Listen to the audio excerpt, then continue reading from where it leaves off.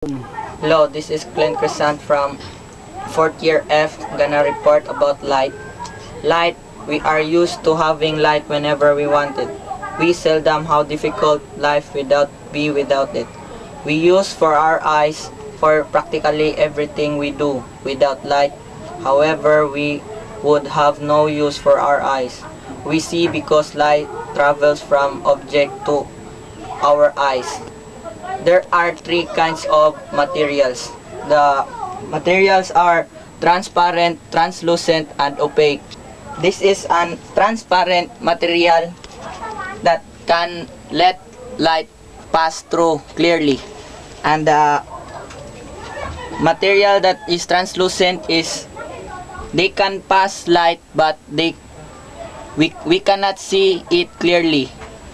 And the third one is the opaque material that do not transmit light at all.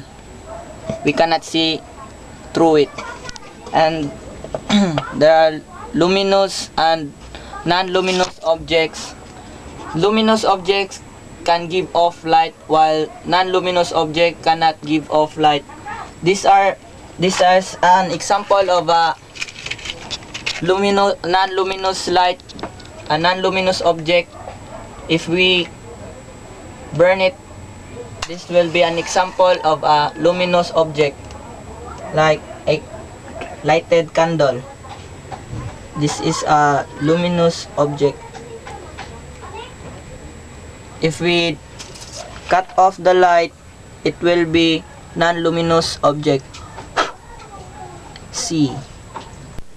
And that was my report all about. And this is me again, Glenn Crescent de Guzman from 4th year F. God bless. Thank you for watching.